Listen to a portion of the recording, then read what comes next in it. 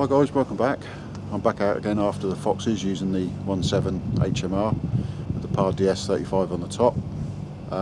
Since the last video I've been out a few times, not many, but the trips I've had have just been blanks, which is a bit of a shame really, but they're just not about at the moment. You might see the odd one or two, but you know, they're way out of range.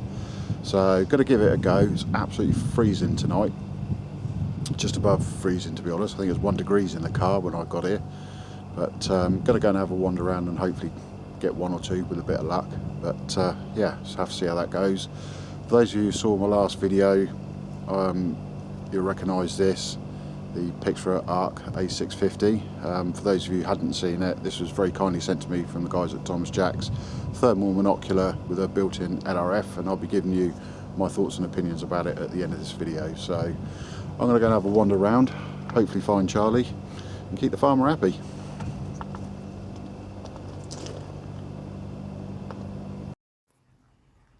So I was just watching this badger mooching across the field and happened to notice a fox just behind him in the neighbouring field.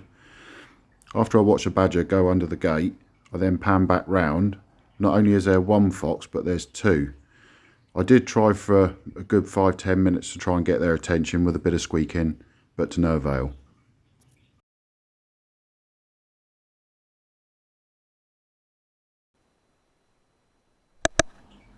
I then carried on looking round and noticed this fox in the same field where I was stood.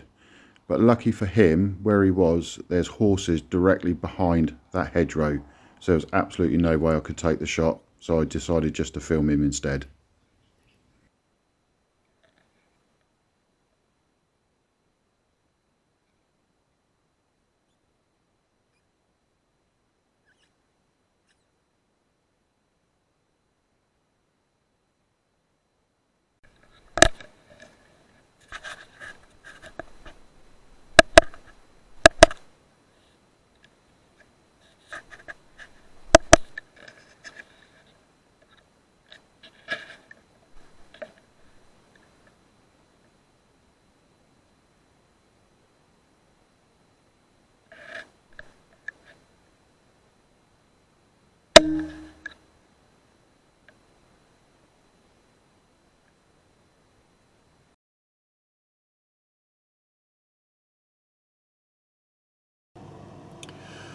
Well, yet another quiet evening, but I did manage to get one fox, so that was good. Saw two others in the far field, but they weren't having any of it and they just disappeared over the top, never to be seen again. So yeah, it's hard work trying to get a few foxes at the moment, but I'm going to keep trying and hopefully get a few more in the up and coming weeks. So, but what I'm going to do is leave you with a clip from a couple of weeks ago, because I did manage to meet up with Clint over one of his permissions, and I managed to drop a fox just over 130 yards with the 22LR. Now, normally I wouldn't go for a shot like that, but I was using a PAR DS35 on top, and it's got all the ballistic data in it. It was perfect conditions, there wasn't a breath of wind. The fox actually winded us and shot down the hill, but Clint carried on squeaking, managed to get its attention just the other side of a gate and a fence. And yeah, I arranged it, dropped it. It sort of thrashed around for about 5 seconds on the floor, and that was it, lights out. So very pleased with that. And when I walked down there to pick it up, found out that it was a heart shot, gone straight through the chest. So I was very pleased with that. But yeah, I'm going to keep going. Hopefully there'll be a few more foxes to get on video next time, but that's the way it goes. And then after that clip, I'm going to give you my thoughts on the Pixfra Arc. So there we go. I shall keep trying. Hopefully get a few more next time.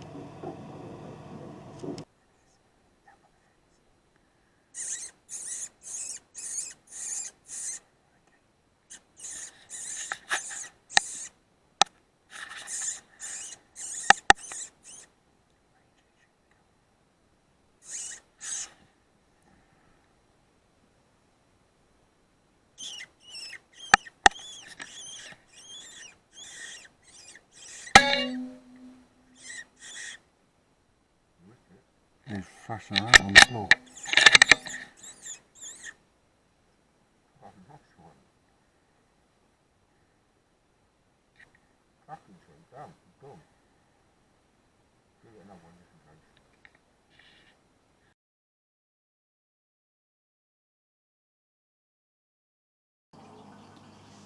So the Pixfra Arc A650P thermal monocular with built-in LRF.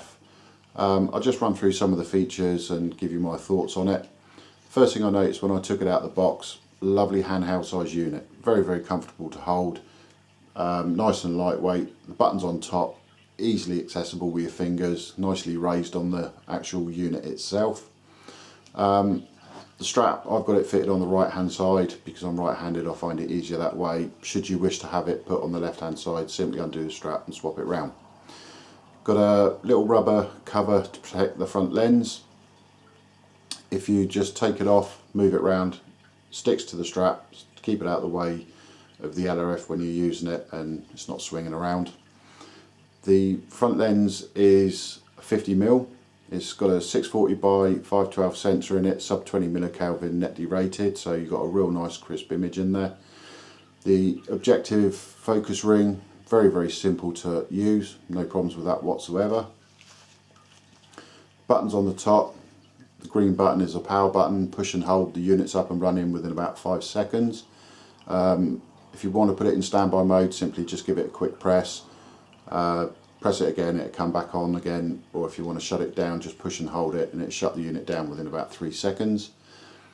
The next button down, give it a quick press, it'll activate the LRF. Now the LRF go out to 1,000 meters, detection range about to 2,600 meters I think it is.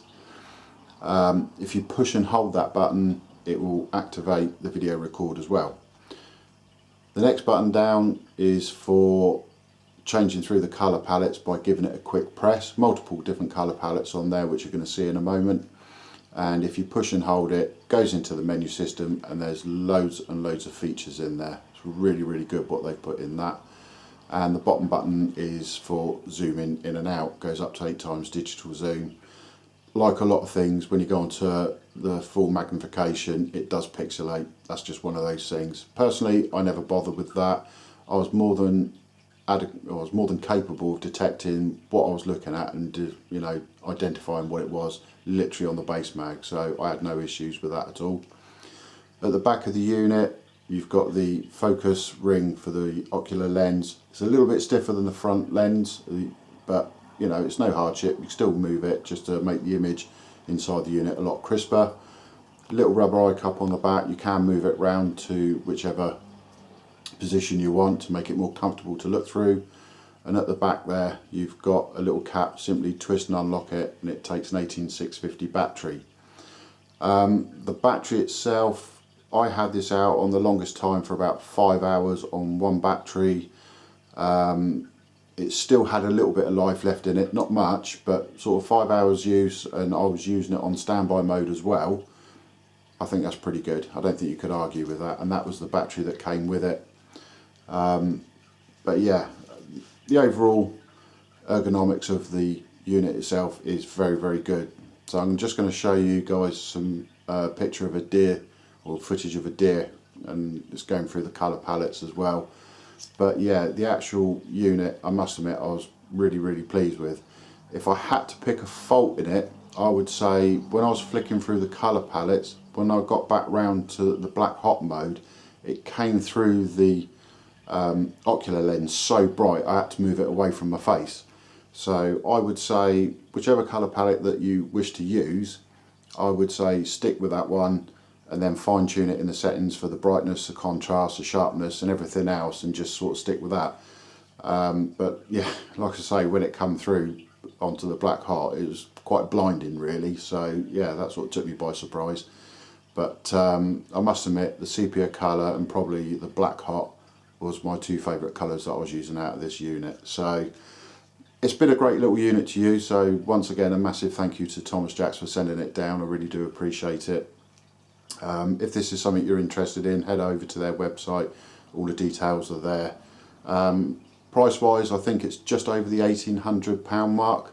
So it's not the dearest one on the market by any means, but yeah, still a great handheld sized little unit. So like I say, that was the only thing I could pick faults with it really, was literally that black hot when I went onto it after going through all the colour palettes. It sort of certainly catches you out, I must admit. But other than that, yeah, I've got no issues with it at all.